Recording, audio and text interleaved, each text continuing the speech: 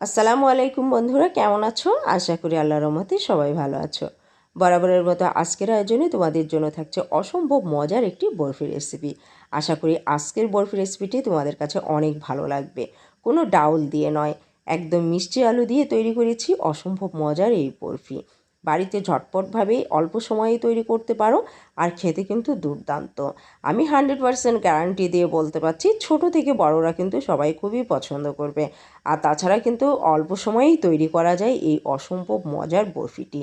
একটা গোপন সিক্রেট আছে, যেই সিক্রেটে যদি তোমরা তৈরি করো, দেখবে কেউ ধরতেই পারবে না যে এটা মিষ্টি আলু দিয়ে তৈরি করা হয়েছে, আর খেতে দুর্দান্ত লাগবে। তো চলো বন্ধুরা, দেখিয়ে দিচ্ছি কিভাবে অসম্ভব মজার এই বরফিটি তৈরি করতে হবে।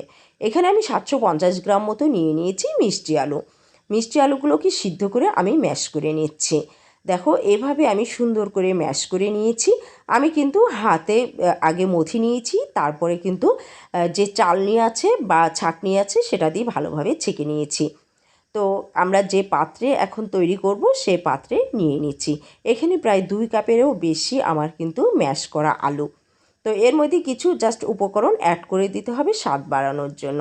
1/4 কাপ পরিমাণ দিয়ে দিয়েছি এখানে গুঁড়া দুধ, আর দিয়ে দিচ্ছি 1/4 কাপ পরিমাণ সুগার। আমি কিন্তু সুগারটা বেশি দিইনি, যেহেতু মিষ্টি আলু এমনিতেই মিষ্টি।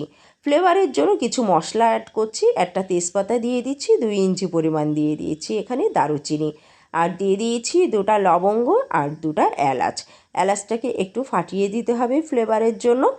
তারপর ঠিক এই উপকরণগুলো দিয়ে আমরা নাড়াচাড়া করে নেব।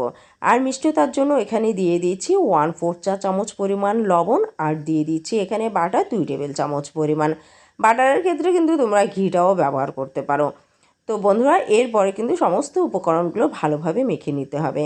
উপকরণগুলো এমনিতেই শুকনা, আর এখানে কিন্তু চিনিটা গলে গিয়ে জাস্ট একটু হালকা নরম হবে। তারপরে কিন্তু আবার একটু শক্ত হয়ে যাবে, খুব একদম ছোলার ডালের মতো শক্ত হয় না। তো নাড়াচাড়া করতে করতে দেখো একদম শুকনা শুকনা হয়ে এসেছে। এই পর্যায়ে ফ্লেভারের জন্য আমি 2 চা চামচ পরিমাণ ঘি দিয়ে দেবো। তো ঘিটা দেওয়ার পরে কিন্তু খুব বেশি নাড়াচাড়া করতে হবে না, 2 থেকে 3 মিনিট নাড়াচাড়া করে উঠিয়ে নিলেই হবে। তো বন্ধুরা, এই মিষ্টি আলুর কিন্তু বরফিটা কিন্তু খেতে এত ভালো লাগে, আমার পরিবারের সবাই কিন্তু খুবই পছন্দ করে। আশা করি তোমাদের বাড়ির সবাই খুবই পছন্দ করবে। বাড়িতে একবার ট্রাই করে দেখো, আর যদি ভালো লেগে থাকে অবশ্যই চ্যানেলটির পাশে থেকো। আর বাড়িতে কেমন লাগলো কমেন্ট বক্সে জানাতে ভুল করো না। আর ঝটপটভাবে কিন্তু এই রেসিপিটা তৈরি করে ফ্রিজেও সংরক্ষণ করে রাখতে পারো প্রায় 10 থেকে 15 দিন। আর বাসায় মেহমান আসলেও কিন্তু তারা খেয়ে খুবই প্রশংসা করবে, আর বাড়িতে কিন্তু ছোটরা খুবই পছন্দ করবে। আর তাছাড়া মিষ্টি আলুতে কিন্তু প্রচুর পরিমাণে পুষ্টিগুণ রয়েছে। তো বন্ধুরা, আজকের ভিডিও কেমন লাগলো অবশ্যই আমাকে কমেন্ট বক্সে জানাতে ভুল করো না। যদি ভালো লেগে থাকে চ্যানেলটিকে সাবস্ক্রাইব করে পাশে থেকো, ফ্যামিলি এবং ফ্রেন্ডদের সাথে বেশি বেশি শেয়ার করো। আর বন্ধুরা, দেখতেই পাচ্ছ এর কালারটা কতটা সুন্দর হয়েছে। আর ঠিক সাজানোর জন্য আমি উপরে একটু চেরি দিয়ে সাজিয়ে দিয়েছি। এর লুকটা অসম্ভব সুন্দর হয়েছে, খেতেও মজার। তো সে পর্যন্ত বন্ধুরা ভালো থেকো, আল্লাহ হাফেজ।